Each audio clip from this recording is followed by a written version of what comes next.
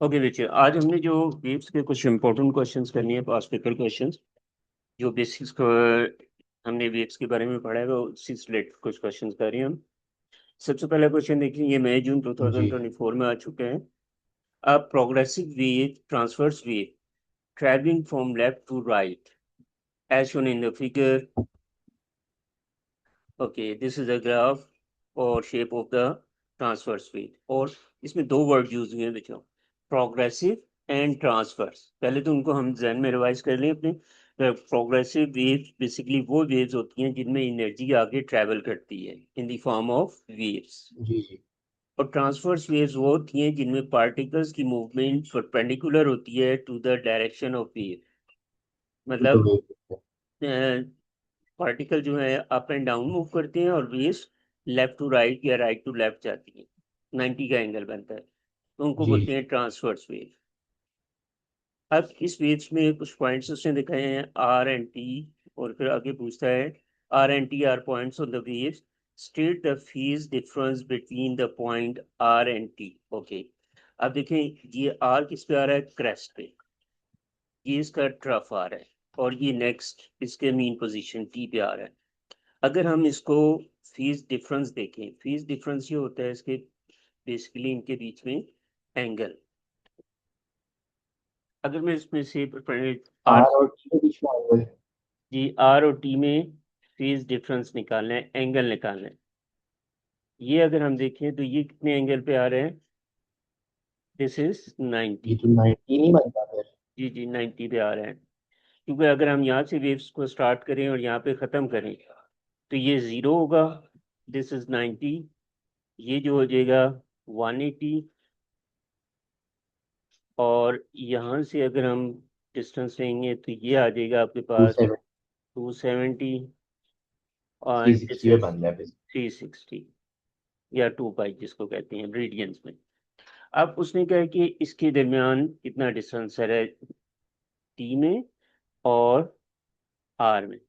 तो अगर हम यहाँ से यहाँ तक देखें तो ये 90 का डिफरेंस आ रहा है, 90 से 180। 60 माइनस 90 करेंगे। हाँ, यूं कर लें 360 माइनस 90, 360 माइनस 90, तो ये आपके पास फेज डिफरेंस बन जाएगा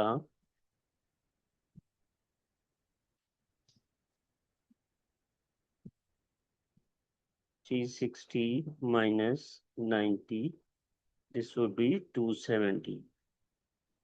तो आर और टी के दरमियान जो एंगल आ रहे हैं, फेज डिफरेंस आ रहा है, दैट इज 270 डिग्री। ठीक है बच्चे, समझ आ गया? जी जी जी। अच्छा, इसके बाद हम चलते हैं आगे नेक्स्ट पॉइंट पे। On figure, draw an arrow at point T to show the direction of movement of point E as the trace shown। इस ट्रेस के ऊपर टी की मूवमेंट आपने दिखानी है। अब क्यों ये पार्टिकल है टी, तो it will be move up and down. अच्छा, ये वो वाला ग्राफ है जी जी जिसमें जब ऊपर जा रही होती है वेव तो मोशन उसका नीचे होता है पार्टिकल का। जी, बिल्कुल ऐसी और है। जब नीचे जा रही होती है पार्टिकल का मोशन ऊपर होता है, वो वाला है ये। Exactly exactly. अब यहाँ से वेव का ट्रेंड ऊपर की तरफ है, लेकिन पार्टिकल की मोशन जो होगी वो नीचे की तरफ होगी।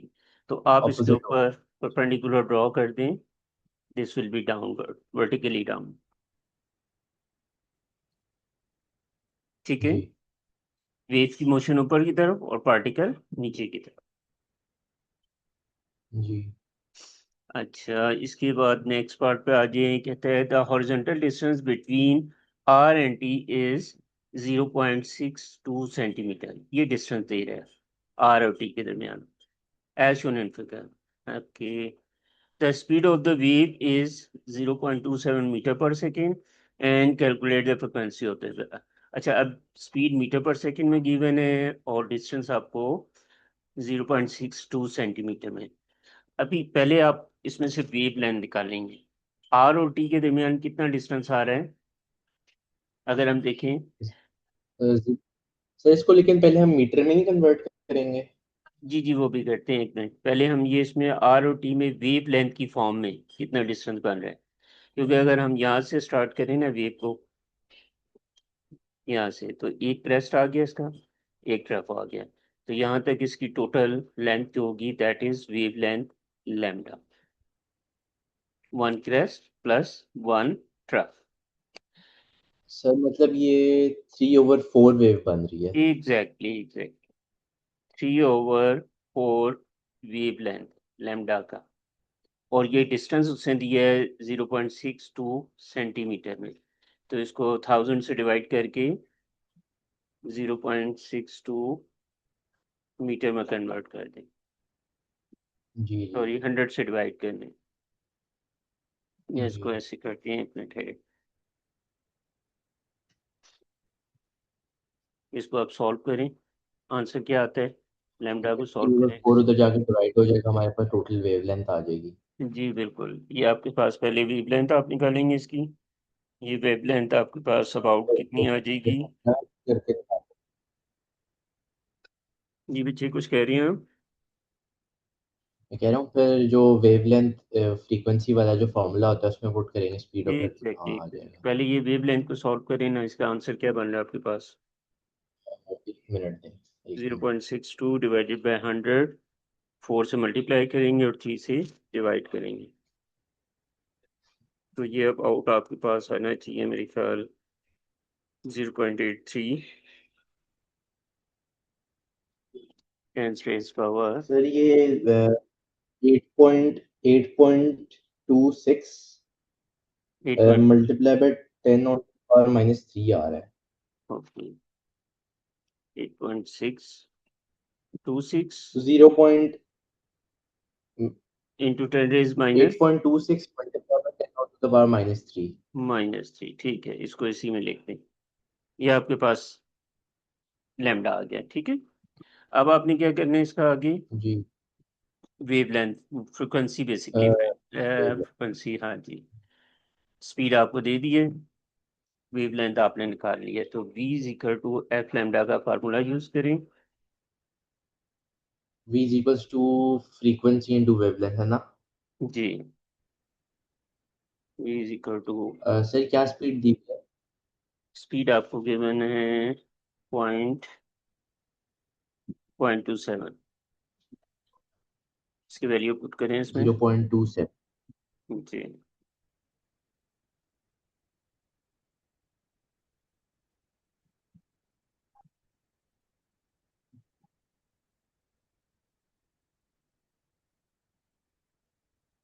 ये स्क्रीन आपको नजर आ रही है जी ना दोबारा। सर 1 मिनट, 0.27 था ना। जी, एफ इज इक्वल एक टू सेकंड।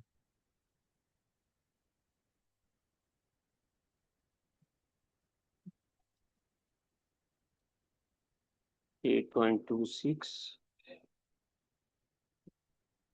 एक मिनट,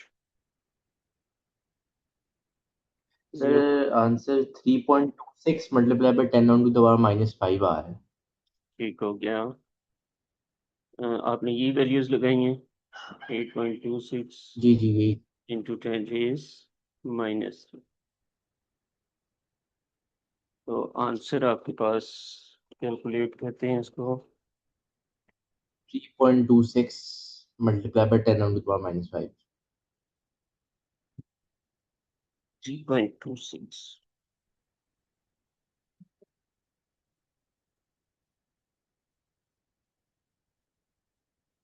-5 में आ रहा है पावर, दोबारा चेक करें जी थोड़ा सा, 1 मिनट। क्योंकि नीचे 10 पावर -2 या 3 आ रहे हैं ना, वो ऊपर जाके प्लस हो जाएगा, तो 0.27 को 8.26 से पहले डिवाइड करें और 1000 से मल्टीप्लाई करें, ये इसका आंसर 33 आना चाहिए अबाउट सर 30। मैंने 0.27 को हम्म, डिवाइड कर दिया है सीधा उससे, ये ना करूं। नहीं इसे ना करें, वो कैलकुलेशन में मिस्टेक आई।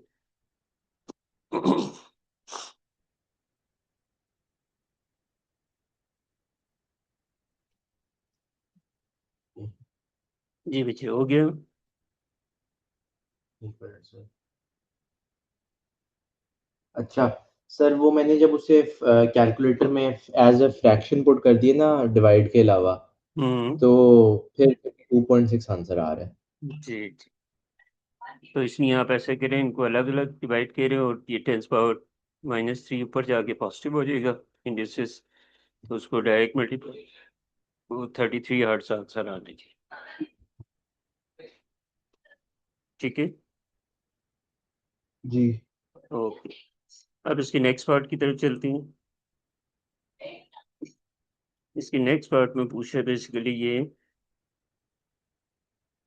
जी, हमने जो लास्ट में पढ़ा था ना, कंस्ट्रक्टिव एंड डिस्ट्रक्टिव इंटरफेरेंसेस। वो कहते थे wave in is a water wave produce by a tipper S1, ये S1 है और इससे एक वेव। अब इसमें सॉलिड लाइन है, फिर डॉटेड लाइन है, फिर सॉलिड लाइन है, फिर डॉटेड लाइन है। ये टिपर S1 की है।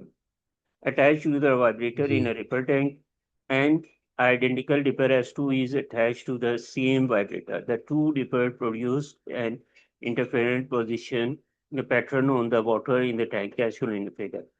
ये S2 का पैटर्न आ रहा है, स्मॉल रेगुलर लाइन, फिर डॉटेड लाइन, फिर रेगुलर, फिर डॉटेड लाइन। अच्छा, इसमें बेसिकली क्या होगा, ये the wave crest from each source are represented by solid line. ये जो सॉलिड लाइन आपको रेगुलर डार्क ब्लैक नजर आ रही है ना, ये क्रेस्ट को शो कर रहा है दोनों पे। और configure and the wave troughs are represented by dash line. तो डैश लाइन जो है वो ट्रफ्स को शो कर रही है। At point P in figure 4.3, ये पॉइंट आ गया P। The wave from S1 has the same amplitude A as the wave from S2। अच्छा, अब देखिए P पे एक डॉटेड लाइन आ रही है, डैश लाइन, और एक रेगुलर लाइन आ रही है।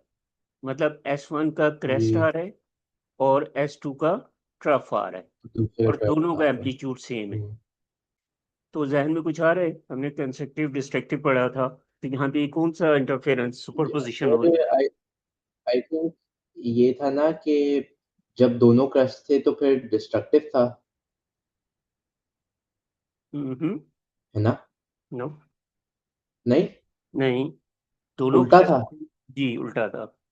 दोनों क्रेस्ट होंगे तो वो कंस्ट्रक्टिव दोनों होगा। क्रस्ट थे तो अच्छा ठीक है। चलिए मैं आपको थोड़ा और सा रिवाइज दूसरा, करवाता हूँ, थोड़ा सा रिवाइज हाँ, करो। नहीं नहीं, देखो मुझे याद आ गया मुझे। आगे, चले मैं देखें। जी बेसिकली ये होता है कि ये दो वेव्स हैं, एक का क्रेस्ट और दूसरी का ट्रफ। ये दूसरी वेव है, ये इसका क्रेस्ट और ये इसका ट्रफ। तो इसमें जो होगा सुपरपोजिशन इस तरह से हो रही है कि दोनों का क्रेस्ट, दोनों का एम्पलीट्यूड एनहांस होंगे, और रिजल्टेंट वेव जो होगी वो लाउड आएगी, एम्पलीट्यूड जी, बढ़ाएगी। वो याद है। और जब दोनों का सेम होता था तो जीरो हो जाती थी। जी, ये कंस्ट्रक्टिव है। जब ऑपोजिट होता था, सॉरी, जब हाँ ऑपोजिट होता था हाँ, तब जीरो हो जाती थी। ये देखिए, ये ट्रफ आ रहा है और ये क्रेस्ट आ रहा है, तो इसका मतलब क्या हुआ, जी this is like is that, one is crest, one is trough. Destructive interference, same amplitude कह रहा है वो दोनों का। तो पहला तो जी। हमने पॉइंट ये ट्रेस कर लिया कि सुपरपोजिशन किस तरह की है, डिस्ट्रक्टिव इंटरफेरेंस। डिस्ट्रक्टिव। ठीक है। जी अब जी। डिस्ट्रक्टिव इंटरफेरेंस के लिए हमने दो चीजें पढ़ी थी। एक तो इनके एम्पलीट्यूड, रिजल्टेंट एम्पलीट्यूड जीरो हो जाएगा। पाथ डिफरेंस इनका कितना होगा,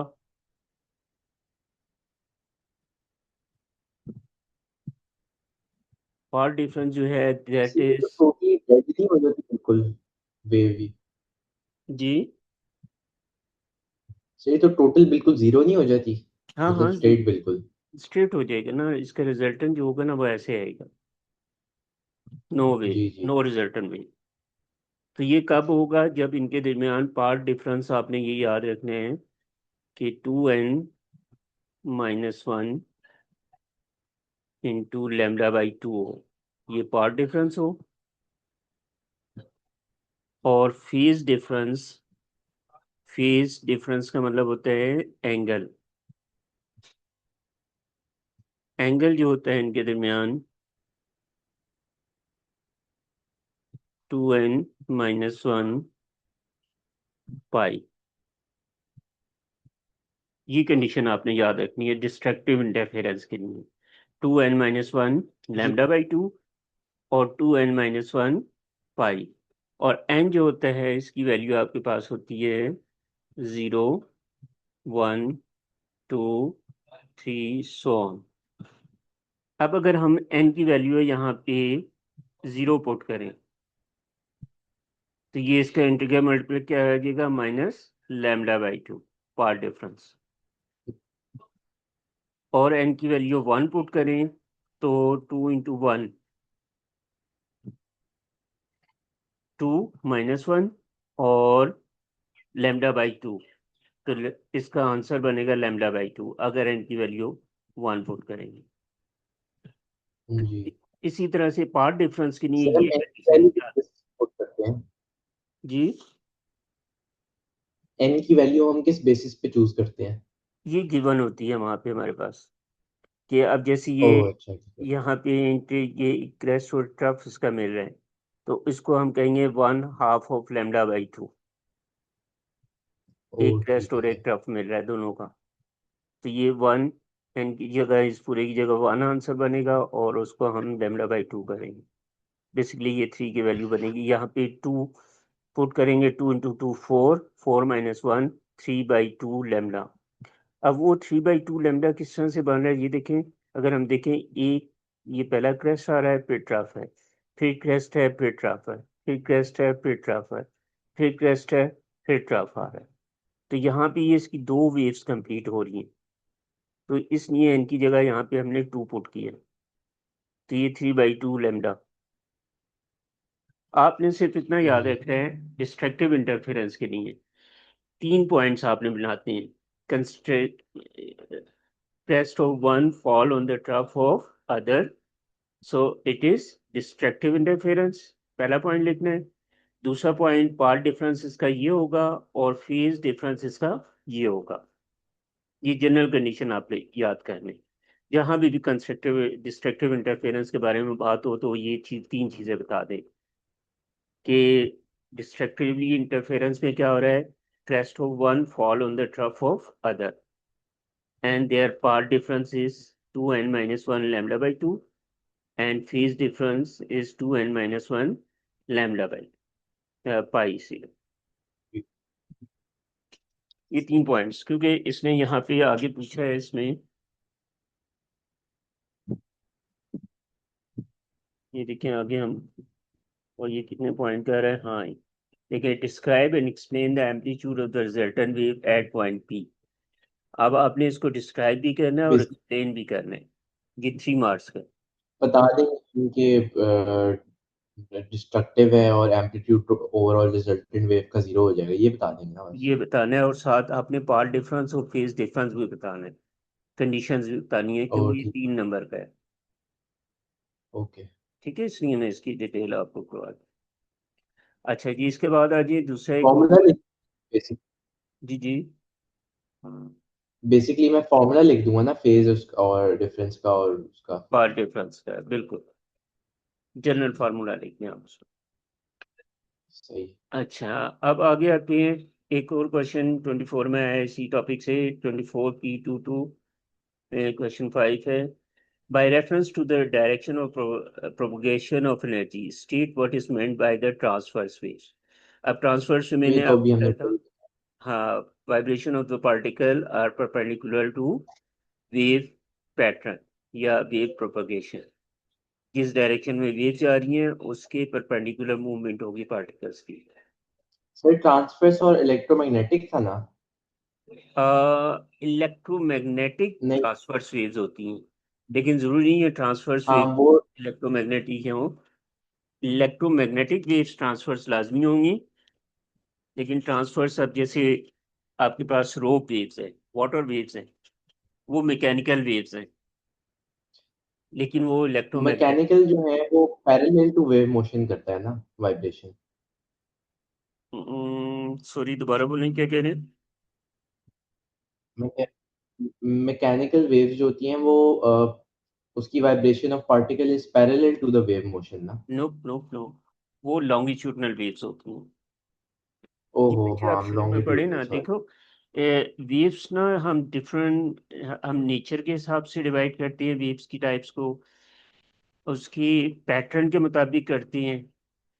ये शुरू में मैंने शायद जी। पढ़ाया हो, याद नहीं है आपको, या आप ये शुरू के बेसिक्स जरा पढ़ें। नहीं नहीं, मुझे याद आ गया। क्या क्या कहते हैं, जो इलेक्ट्रोमैग्नेटिक और मैकेनिकल था उनमें ये भी था ना, या वो दूसरी वाली थी जिसमें था कि it can travel through vacuum और हम्म। नीड्स क्या कहते हैं, मीडियम, क्या था, मैकेनिकल नीड्स वेव्स, मीडियम की जरूरत होती है, और मीडियम, सॉरी, और इलेक्ट्रोमैग्नेटिक इलेक्ट्रोमैग्नेटिक को नहीं जरूरत होती, हाँ, वो मीडियम होगा जब भी ट्रेवल और कर। वो इलेक्ट्रोमैग्नेटिक वैक्यूम के थ्रू भी ट्रैवल होती है। जी जी, बिल्कुल ऐसे ही, बिल्कुल ऐसे ही।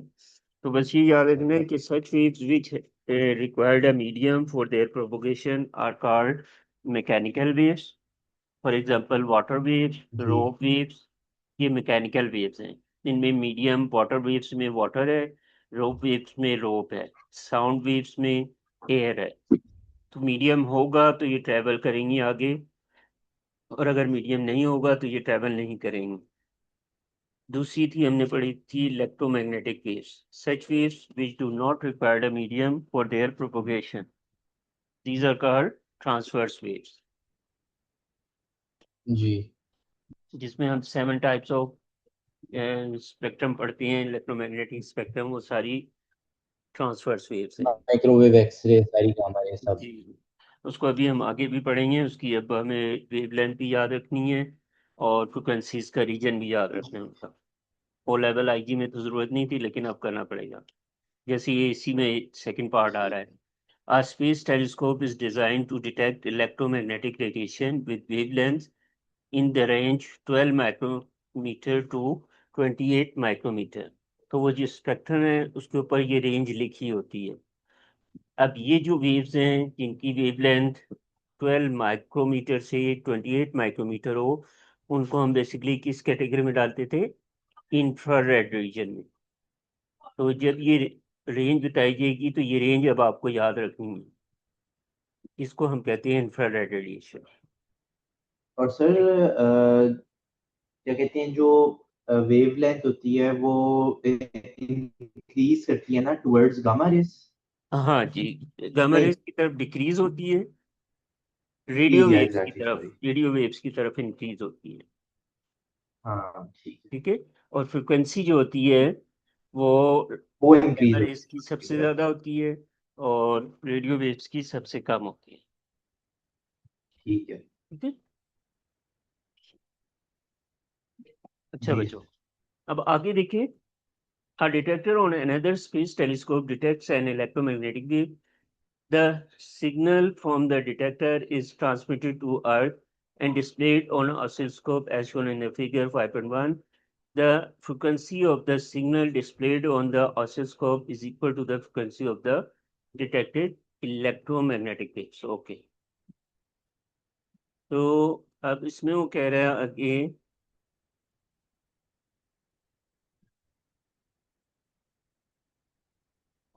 ये ग्राफ नजर आ रहा है बेटा आपको?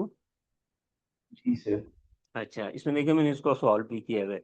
ये एक्चुअली यहाँ से स्टार्ट हो रही है, अगर हम यहाँ से लें, इसका स्केल उसने दिया है 1 centimetre horizontal and 1 centimetre vertical. The time based setting on the oscilloscope is 5.0 into 10 raised minus 15 second पर सेंटीमीटर।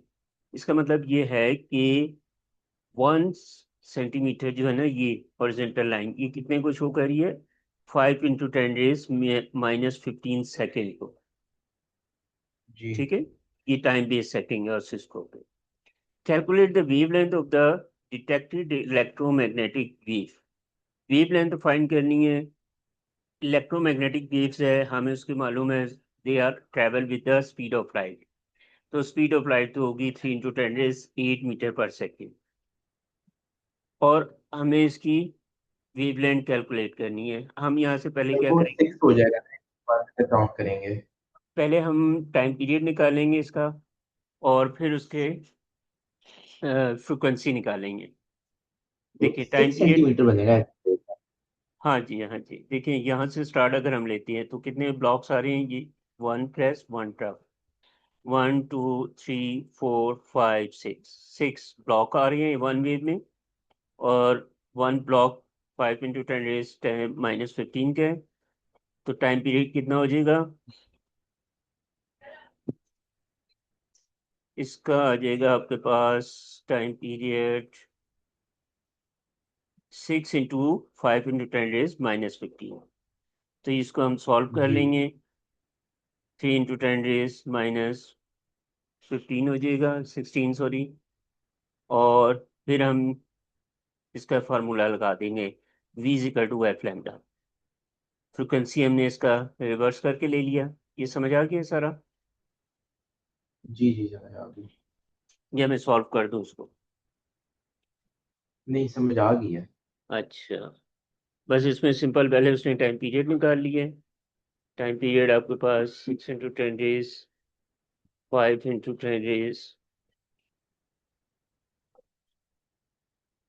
जी सही है। 6 बाकी उसने फिर आगे जो है स्पीड ऑफ लाइट की हुई, क्योंकि वो मतलब हम जो कह रहे एग्जैक्टली हैं, और फिर हमने wavelength is equals to speed of light multiplied by जो हमारा v लाइट। = f λ का फार्मूला यूज किए और उसको सॉल्व किया तो आपके पास आंसर आ जाएगा।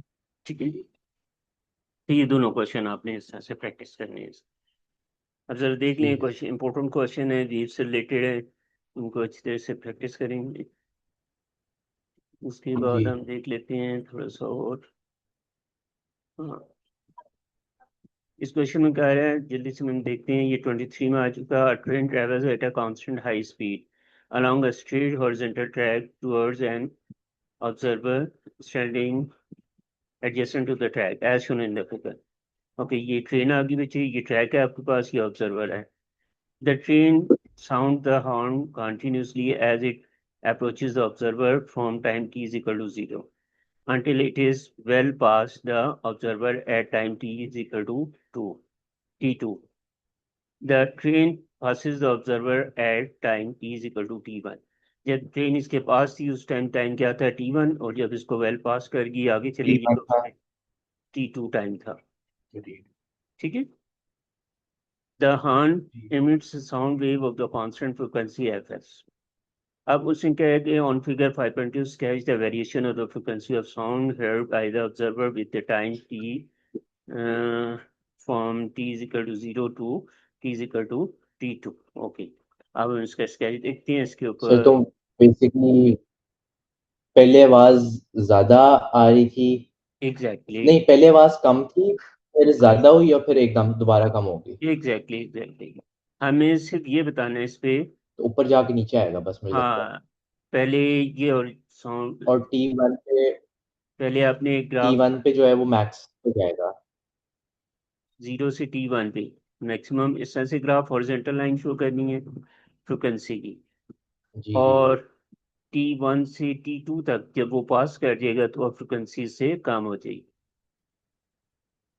तो इस तरह हम्म। से हॉरिजॉन्टल लाइंस आपने ड्रॉ करनी है। ठीक है बेटा, अच्छा, इस तरह हॉरिजॉन्टल लाइन ड्रॉ करनी है। हॉरिजॉन्टल, हाँ उसने कहा है ना पीछे, ड्रॉ द हॉरिजॉन्टल लाइन। अच्छा, मुझे लगा वो ग्राफ उस तरह नहीं बनाना है नहीं, इस तरह लाइक। से ऊपर की तरफ नीचे की तरफ ऐसे नहीं शो करना आपने। बस ये स्टैंडर्ड फ्रिक्वेंसी है, जब वह उसके पास से गुजर रहा है तो हाई फ्रिक्वेंसी होगी, जब गुजर जाएगा तो लो हो जाएगी फ्रिक्वेंसी। ओके ओके, ये ज्यादा आसान है। हाँ जी, इसके बाद देखिए आगे इसमें क्या कह रहे हैं आपके पास। ये एक फार्मूला हम यूज करेंगे इंटेंसिटी का, और वो फार्मूला होता है I is equal to P over A. इसमें वैल्यूज आपको जो दिए हैं इसको जरा देखें पहले। At a particular time the sound waves at the observer have a frequency of 4.7 into 10 raised minus 3 watt per centimeter। और the waves at the observer are incident at the angle of this 2.8 centimeter, ये 2.8 लिखा हुआ है। Calculate the power P is equal to of waves incident on this। अच्छा, angle of a circular detector of radius, ये radius इसका 2.8 की है। अब हम इसमें फार्मूला यूज करेंगे I is equal to P over A, power over area. आपने फाइंड क्या करना है, इसमें पावर फाइंड करनी है, इंटेंसिटी आपको ये दे दी है और रेडियस ये गिवन है। तो आप यहाँ से पावर का फार्मूला लगा लें, आई इंटू ए, और क्योंकि सर्कुलर है तो आई इंटू पाई आर स्क्वेयर, ये फार्मूला बन जाएगा एरिया की जगह। अब जी। इंटेंसिटी की वैल्यू पुट करें, पाई की वैल्यू 22/7 या थ्री पॉइंट वन ये तो फोर बस वैल्यू पुट करेंगे आ जाएगा, बहुत आसान सा है। एग्जैक्टली, बस ये सेंटीमीटर जो है ना, इसको रेडियस में कन्वर्ट कर दें, 2.8 10⁻³ ठीक। करके, क्योंकि यहाँ पे वाट पर मीटर क्यूब है तो सेंटीमीटर को मीटर में कन्वर्ट कर दें इसको। तो फिर आपके पास आंसर आ जाएगा। जी। ठीक है बच्चे, आप समझ आ गए वेव्स के क्वेश्चंस। ये आसान है, मुश्किल नहीं है इतना। हाँ इतने, अगर आप अच्छे तरीके से नोट्स से पढ़ लेना मेरे, तो उसमें से आपके मैक्सिमम ये क्वेश्चन आराम से अटेम्प्ट हो जाएंगे। स्लिट वाले भी काफी आसान ही है, वो भी इतने मुश्किल नहीं होते। बिल्कुल ठीक है। अब ये है कि आज ही तो आप ये तीनों क्वेश्चंस करें प्रैक्टिस। जी। ठीक है।